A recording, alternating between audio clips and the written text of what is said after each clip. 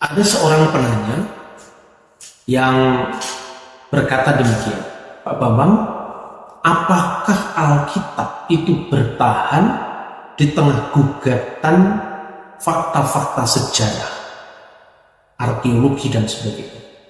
Dan saya menjawab bahwa itu sudah teruji. Pertama, karena iman Kristen itu menyediakan segudang bukti-bukti, bukan sekedar bukti arkeologi, tapi pra-arkeologi. Artinya apa? Justru yang mendorong arkeologi tentang kitab suci itu berasal dari Alkitab. Lalu saya jelaskan tentang penemuan batu Rosetta. Itu awal dari kepedulian kita terhadap arkeologi Timur Tengah. Dulunya orang hanya tahu piramid, orang hanya tahu bagaimana mumi-mumi dijual di jalan-jalan, lalu dibawa sampai ke Eropa, ke Perancis. Makanya banyak sekali mumi-mumi Mesir itu dijual dan sekarang disimpan di Museum Paris. Tetapi bukan itu. Pra-arkeologi itu didorong oleh segudang alat-alat bukti yang dimotivasi, didorong oleh kitab suci. Apa yang saya maksud dengan segudang bukti? Gereja itu diizinkan Tuhan tersebar dengan berbagai macam bahasa. Sejak awal sejarahnya pernah saya sampaikan, Kristus berkarya di Galil Hagoyim, Galilea wilayah bangsa-bangsa.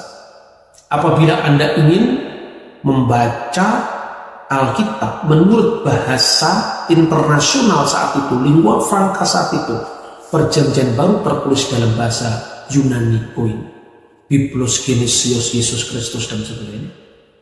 Ketika Anda ingin mendengar bagaimana dahulu Nabi Musa bercakap-cakap, bagaimana dahulu Daud Salomo bercakap-cakap, Anda cukup membaca Alkitab bahasa Ibrani, Biblia Hebraika Stuttgartensia terbitan modern Kristen, atau Tanakh terbitan banyak sekali penerbit Yahudi, Mesora Publishing House, Tel Aviv Publishing, banyak sekali.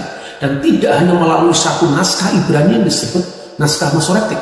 Kita punya yang namanya Torah Shomron, Torah Samaria. Kita punya The Dead Sea Scroll yang usianya lebih dari 2000 tahun silam. Tidak hanya di situ. Bahasa yang dipakai Yesus sehari-hari selain bahasa Ibrani sebagai bahasa ibadah, itu adalah bahasa Aramaik. Ketika pada zaman gereja mula-mula kemudian terbentuklah aksara-aksara Syriak, maka disebut Syriak Aramaik. Kita bisa menemukan bahasa Yesus itu ketika Anda bergereja di gereja Maronit di Libanon, di gereja Ortodoks Syria atau Katolik Syria di Syria, atau gereja Assyria Timur di wilayah Irak. Sampai hari ini seperti monumen hidup yang menyaksikan dan memberikan utuh-utuh bukti itu kepada kita. Kita masih bisa bercakap-cakap atau mementaskan kembali percakapan dengan Musa dalam bahasa Ibrani. Silakan mendaras kitab suci menurut bahasa itu. Mulai dari kitab Taurat, kitab Nabi-Nabi. Ketika kita bicara dengan Raja Daud dan Raja Sulaiman atau Nabi Sulaiman, tidak hanya tersaji dalam bahasa Koptik yang adalah ritus Mesir, atau bahasa Yunani, bahasa si Perjanjian Baru, tapi bahasa asli Ibrani pun masih ada, karena apa yang di tangan orang Yahudi itu sama dengan kitab suci yang di tangan orang Kristen. Nah, ini bukti-bukti sejarah yang tidak mungkin barangkali bisa dimiliki oleh komunitas manapun juga. Oleh karena itu, saya memburu buku-buku semacam ini jauh sebelum era digital yang sangat modern ini. Tahun 1995 dalam perjalanan saya ke Damaskus bersama dengan Abu Daniel, saya menemukan kitab ini. Inilah Alkitab dalam bahasa Kristus yang disebut Pesito dalam kod atau gaya tulisan Serto yang akhirnya nanti berkembang menjadi bahasa huruf Arab klasik yang namanya huruf Kufi. Ini tersedia di gereja. Ketika Anda bahkan ingin bercakap-cakap di dalam bahasa Fir'aun, bukan hanya Anda bisa belajar dari komunitas Yahudi yang menyajikan kisah-kisah Fir'aun dalam bahasa Ibrani, tetapi Anda bisa mengaksesnya langsung dari bahasa Fir'aun yang sampai sekarang masih dipertahankan di gereja Ortodok Koptik yang disebut bahasa Koptik. Jadi tidak hanya kita bisa menyusun seperti ini, saudara-saudara. Sekarang ini tersaji ini naskah-naskah Laut Mati yang sudah di reprint ya, dengan tulisan tangan seperti dulu tapi sudah dicetak. Sekarang ini tersedia. Ini terbitan dari Museum Israel. Bahkan setiap tahun Anda bisa menerima perkembangan kajian-kajian dari arkeologi khususnya di Holy Land. Jadi setelah arkeologi Mesir kuno yang melahirkan Egyptologi, kemudian penggalian di kota Abraham yang namanya Ur, lalu tembok Yeriko, dan kemudian arkeologi Holy Land seperti yang misalnya Anda bisa jumpa ini ada 5 jilid terbaru ya dari The New Encyclopedia of Archaeology and Holy Land. Buku ini ada 5 jilid dan ini melaporkan perkembangan terbaru dari penemuan-penemuan arkeologi yang erat berkaitan dengan Alkitab. Bahkan ketika kita membaca Alkitab misalnya dari Kisah Rasul pasal 2 yang menceritakan bahwa pada saat pencurahan Roh Kudus pada perayaan Had Shavuot, perayaan Pentakosta Yahudi, mereka tidak hanya datang dari wilayah-wilayah Kekaisaran Roma, tapi mereka datang dari Partia, Elam, penduduk Mesopotamia yang bahasanya adalah bahasa Arab, dan itu dibuktikan dengan Aramaik dokumen yang sampai tersebar di Ancient Egypt. Ini ada beberapa naskah yang isinya kontrak dagang pada zamannya, dan ini sudah diterbitkan di Israel ya, beberapa jilid buku ini. Jadi Textbook of Aramaic Document from Ancient Egypt, dan ini bisa diikuti dengan mudah, dan ini semuanya menyediakan pustaka besar yang bisa menyusun misalnya untuk Mesir, The Complete Chronology of Ancient Egypt. Ini bisa dilakukan dengan seperti ini. Semua sumbernya pertama kali dari Alkitab ya, dari semua sumbernya pertama dari Alkitab. Dengan demikian ketika orang belum menemukan tentang 1-2 teks yang mungkin dianggap kabur karena keterbatasan bacaan dia, jangan langsung memvonis Alkitab tidak tahan di depan kritik ilmiah. Baru Alkitab yang diuji, kitab-kitab lain belum banyak diuji. Ini saya ngomong dengan suasana kejujuran. Maka marilah saya ajak saudara-saudara untuk berdialog dengan jujur. Bukan polemik itu adalah masa depan kita. Ketika kita polemik meninggalkan rasa kalah dan menang bagi para pihak yang bersengketa, itu tidak baik. Tetapi lihat kekuatan argumentasinya, lihat kelengkapan referensinya, lihat penguasaan holistik dari kajian-kajian yang kita lakukan. Jangan hanya dilihat orang pandai bercakap 1-2 kata seolah-olah pinter bahasa Aramaik, bahasa Ibrani. Nggak cukup itu. Karena apa? Anda mungkin tahu bahasanya, tapi arkeologinya tidak dapat, kronologi sejarahnya tidak bisa Anda mengkaitkan. Satu contoh yang diberikan oleh Yayasan Hidayah Bangsa yang dipimpin oleh sahabat saya Pak Mahmud Farid Jailani itu luar biasa. Terobosan yang dulu juga pernah dilakukan oleh Yayasan Para Madinah dengan dialog yang jujur antara Islam dan Kristen. Bahkan setiap bulan kita gelar. Saya selalu diundang Cak Nur waktu itu. Di forum Para Madinah inilah saya bertemu dengan sahabat saya Pak Mahmud Farid. Lalu beliau mengajak saya, kita bikin seminar lagi Pak, supaya kita ini memang berbeda tapi kita bisa bersama-sama. Maka bagaimana tanya jawab, dinamika diskusi yang bisa kita rasakan dengan bahasa hati kita dan juga rasa kita sebagai seorang Indonesia, itu Anda bisa saksikan lewat video berikut ini. Selamat menyaksikan. Bagaimana sih kasus Indonesia terhadap sekian gereja yang mengatakan bahwa ternyata Bible tidak tahan dengan teks-teks modern itu suara berlalu. Sekarang sudah jalan mereka. Sekarang kenapa sih bilang itu? Sekarang ini jujur saya, penemuan arkeologi itu dari mana Pak? Dari gereja. Penemuan arkeologi di kota itu diawali dari namanya Rosetta Stone tahun 1795 dimulai ketika Napoleon Bonaparte menduduki menduduki tanah Mesir. Lalu salah seorang tentaranya menemukan satu batu tertulis dalam 3 bahasa, yaitu bahasa hieroglif, bahasa Mesir kuno yang dipakai pada zaman para Firaun. Kemudian bahasa demotik, bahasa Mesir kuno dipakai di antara Dinos, rakyat, dan bahasa Yunani. Adalah seorang Prancis Katolik yang agamanya masih muda, umur belasan tahun, sudah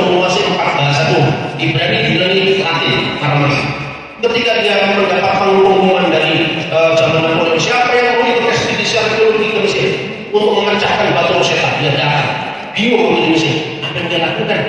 Ya tanya, komunitas terkuno dari gereja ini dari Mesirnya Islam bukan? Baru abad ke-7. Kristen Ortodok Yunani juga tidak. Kristen Koptik Ortodok.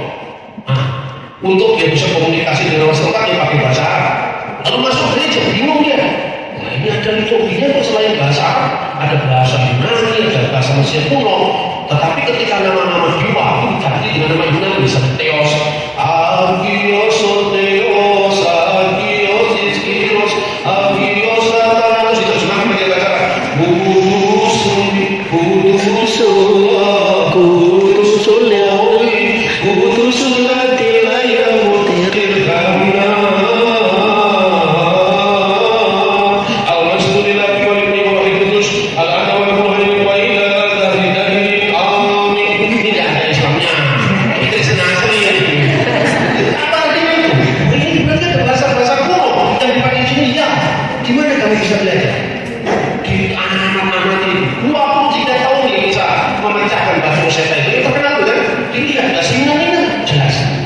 oh, di sini ada kata-kata Telumanus, di sini ada kata-kata Leopatra yang selama itu hanya lewat cerita Antoni Leopatra, ternyata ini tokoh historis dilacak sama dia. Terus ada beberapa tulisan dalam bentuk huruf dan dalam bentuk tanda gambar seperti matahari. Jangan-jangan itu matahari. Ini bahasa kuno sudah tidak berlaku lagi ribuan tahun. Dilihat bawahnya ada kata Helios. Ini matahari, jangan-jangan matahari. Dia datang dari gereja kuno ini. Hanya kamu punya Alkitab selain bahasa Arab, bahasa apa? Yunani. Selain bahasa Yunani, bahasa Koptik. Apa itu bahasa Koptik? Bahasa zaman Firaun. Oh, hurufnya huruf Yunani. Iya, ketika Rasul Markus datang ke Alexandria, penerus-penerus yang menciptakan peradaban baru. Makanya menciptakan huruf baru. Kayak orang Jawa sekarang, kita lihat itu orang Arab suruh baca Arab itu tidak ngerti. Itu program lokal karena itu menunjukkan bahwa bangsa kita bangsa besar sampai bisa bikin pencatatan Arab itu. Begitu juga di sana, dilihat ternyata kamu tanya bahasa Koptik ya. Bagimu akan ada matahari yang tidak pernah tenggelam. Bahasa Koptiknya apa? Oh, bahasa Koptiknya adalah on. Bahasa Koptiknya adalah ra. Ada dua kata, ra dan on. Ra itu apa? Matahari. Itu dibaca dari Alkitab. Orang-orang Israel membangun kota namanya Ramses. Ra itu hari. Matahari itu artinya apa? Artinya anak. Anak sang matahari, anak dia matahari. Nama aslinya Musa apa? Mose. Mo itu air yang mengalir. Mese itu bahasa Mesir kuno. Artinya anak. Anak yang diambil dari air yang mengalir. Ketemu sudah ini bahasa. Sejak saat itu muncul namanya Egypto. Ini asalnya dari Bible ini. Oh, dia Bible tentang dan pengetahuan bagaimana? Yang mulai dari arkeologi adalah Alkitab.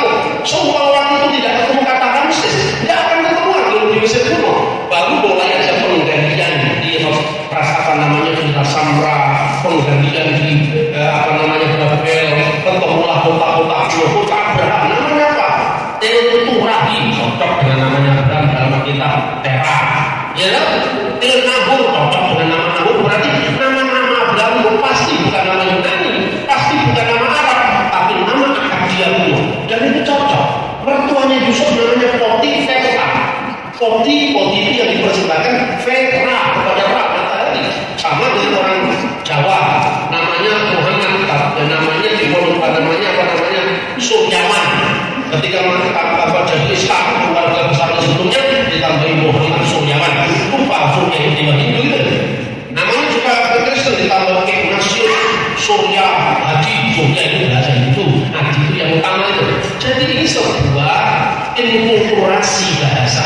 Dan untuk baca teks Alkitab, Anda harus paham Ibrani. Ibrani pun bukan Ibrani zaman Ariel Sharon, Ibrani Mekdi itu sebagai bahasa Ibrani, bukan itu. Kafir itu sebagai bahasa Ibrani, enggak. Anda harus belajar namanya paleografi, tulisan-tulisan itu. Karena untuk memahami naskah Quran, Anda nggak bisa cuma banyak membaca teks Ibrani modern. Nah itu jadi apa kembangan dulu, lalu arkeologi, lalu bahasa. Itu minta maaf. Orang-orang yang menyebut dari Eropa yang teologi itu tidak tahu yang begini-begini. Saya minta maaf, bukan saya merendahkan dia, tapi terlalu dangkal untuk memahami naskah yang usianya ribuan tahun hanya bermodal bahasa Inggris sekedarnya, bahasa Yunani.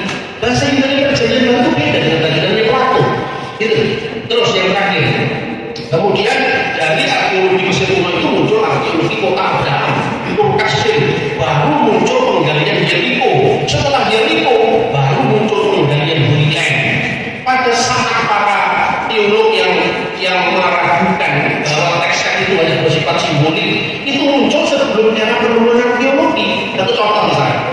Seorang meragukan apakah dalam perjanjian baru ada ungkapan 5 serambi dalam kolam Siloam. Mana tidak pernah dalam teologi membuktikan ada 5 serambi. Lalu dia tafsirkan kalau itu hanya sifatnya alegoris. 5 serambi itu 5 orang Musa. Jadi itu nggak bisa dipahami secara keras. Tahun 1961 ketika buku ini terbit, pada saat yang sama timnya Marshall itu menemukan memang benar dalam penggalian kolam Siloam ada 5 serambi, dan itu terbit pada saat yang sama ketika buku itu dipakai sama ini. Makanya belajar teologi aja nggak cukup, harus belajar arkeologi juga. Arkeologi Borobudur dan pelajari yang baru akan ke-8. Masa arkeologi Mesir kuno di tahun 3000 tahun yang lalu dan kita pelajari, padahal itu ketika kita ngomong dalam Al-Quran dalam ujian tentang Firaun. Firaun itu bukan nama orang. Firaun itu panah, artinya itu tiang besar. Dan di mana itu disebutkan Firaun itu mulai setelah generasi ketika kerajaan Mesir kuno pindah dari Giza menuju ke Luxor dan sebagainya. Lalu Anda lihat sendiri, saya beberapa teman dari Al-Azhar itu saya anjurkan kamu kalau mau tahu sejarah Mesir jangan hanya baca perjanjian baru, kan baru muncul abad pertama. Jangan baca hanya Quran yang muncul abad ke-7.